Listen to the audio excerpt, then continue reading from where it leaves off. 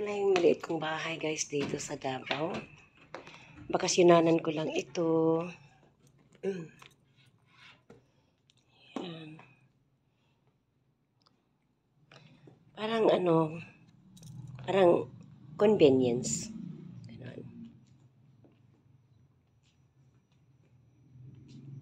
So, kagabi nilagay ko yung portrait na handmade yan, no? Project yan ng pamangkin ko na yung doktor.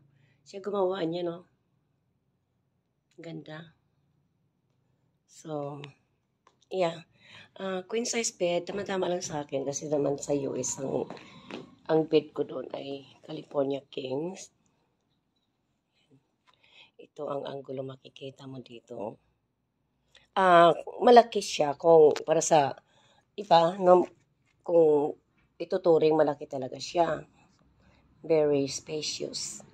Kasi ayaw ko lagyan ng yung parang boundary, yung gawang kwarto ito kasi parang mukhang liliit siya. Okay. So, ayan.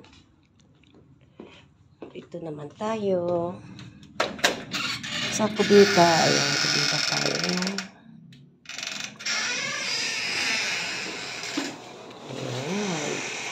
Napakataas po ng nito. Napakataas, napakatayo. Very high ceiling. Ayan. Ayan.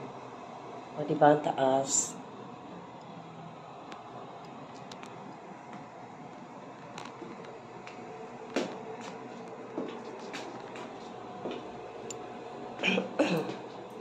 Kinunan ko lang para may idea kayo kung saan ba lilinisin ko na yan kasi shower ko na 1 week na po.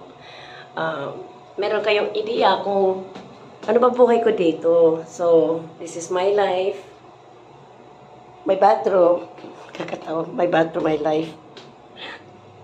And then from here, mataas talaga siya. Very nakakalula, no? Taas niya, taas sa ceiling.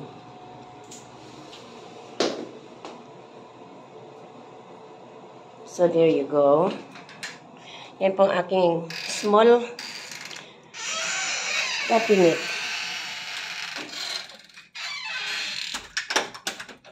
Siyempre, nandyan yung mga lagahi ko. No? Right from here, this is the view. And from here, this is the view.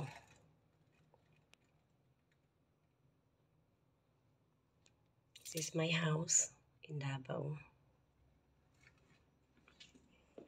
Yan. Kalula. Mataas yung ceiling. Hindi pa ako tapos dito. Marami pa akong gagawin dito. But for now, this is good for now. Kasi,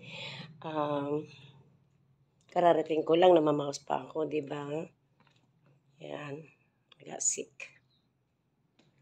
So, here. Ito yung maliit kong table. Yun. Yan mo na yung toilet paper dyan kasi sinisipon si MC. 2 seater lang yun. Ako lang naman, guys. Dito ako nagtatambay. But pag kumakain ako, doon naman ako sa baba. Sa main house.